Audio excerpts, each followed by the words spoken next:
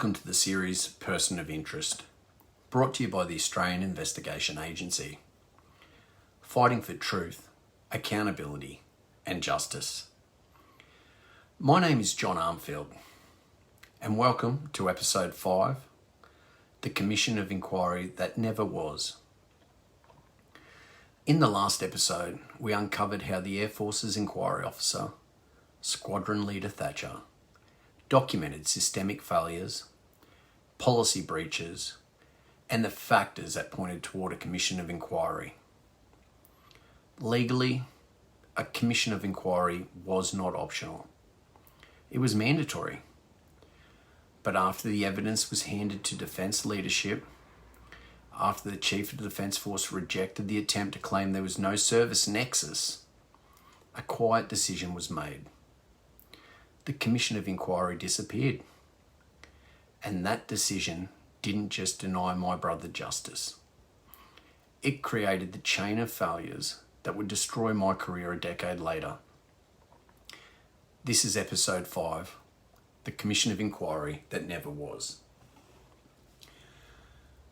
Paragraph 98 of the Inspector General ADF Assessment Report makes it clear: when a member's death appears to arise out of or in the course of service, the Chief of the Defence Force must appoint a Commission of Inquiry. Not might, not could, not should consider, but must. And Thatcher's IOI, Inquiry Office Inquiry Report, found exactly that. Andrew had PTSD, Andrew was under ADF directed inpatient care, and that suicide prevention policy was not followed. Legally, there was no other option. A commission of inquiry was required. When the Air Force briefed Chief Defence Force Air Marshal Binskin, they tried to argue there was no service nexus.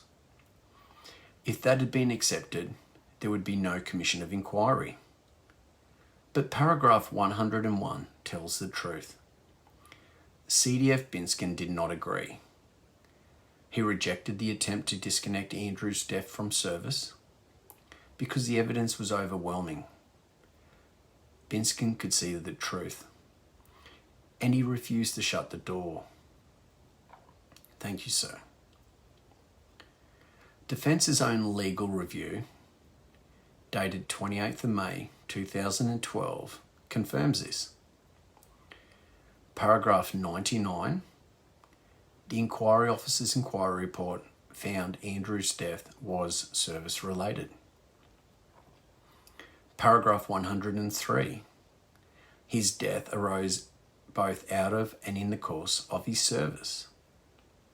By regulation, by policy, and by law, a commission of inquiry had to be appointed, and the brief moved forward. Before we go further, I do want to address something very important and personal. In 2012, when I was an able seaman, the second lowest rank in the Royal Australian Navy, I told Defence that my family did not want any further inquiries.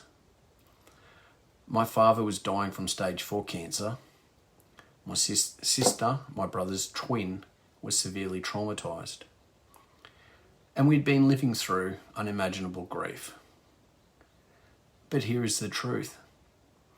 I made that statement without any of the facts. I did not have the evidence. I did not have legal advice. I did not know what defence knew. This is why you have insurance, so the lawyers can take you through the legal minefield of what's going on. This is a legal minefield, right? And this whole case is a legal minefield.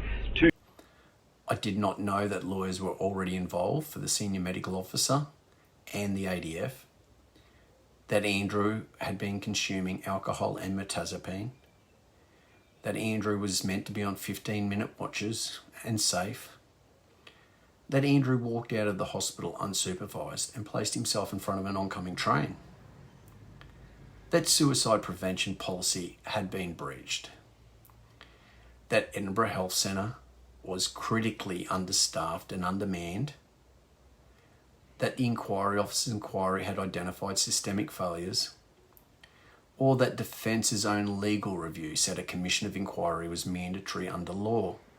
I knew none of this because none of it was shared with me. And the Royal Commission later told me something critical. An able seaman cannot stop a commission of inquiry.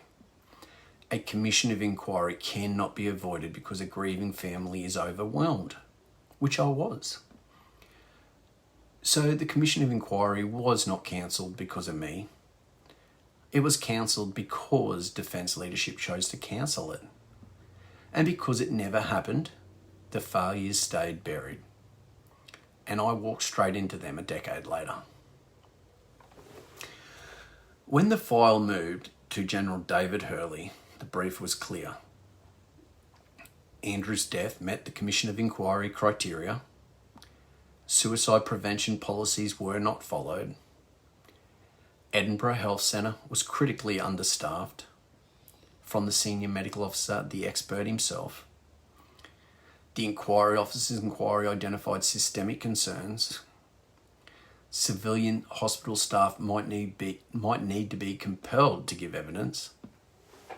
And the conclusion? A commission of inquiry was warranted. This was the moment accountability should have begun. But between the first brief and the signature line, the recommendation changed. A new line appeared. Agree that a commission of inquiry is not warranted.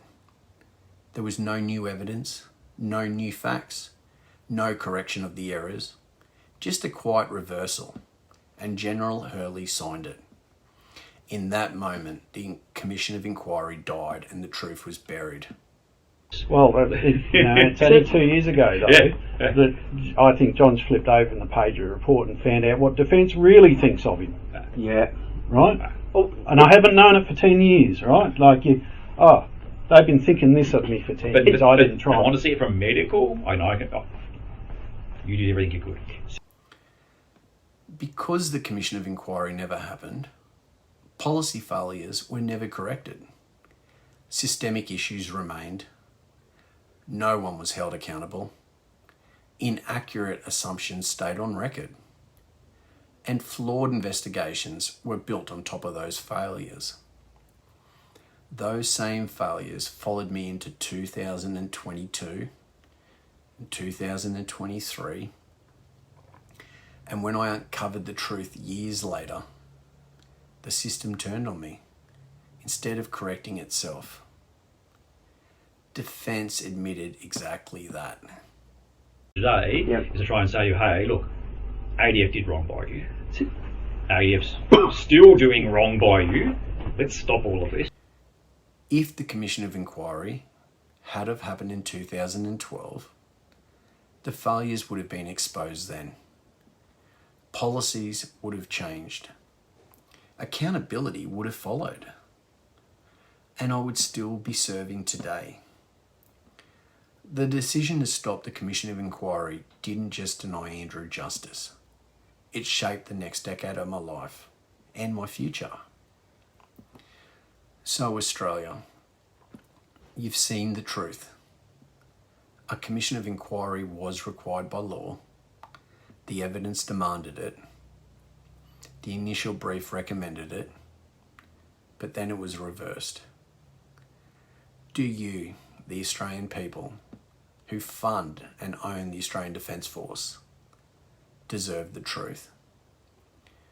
Should Defence leadership be allowed to override their own legal obligations because of rank and power?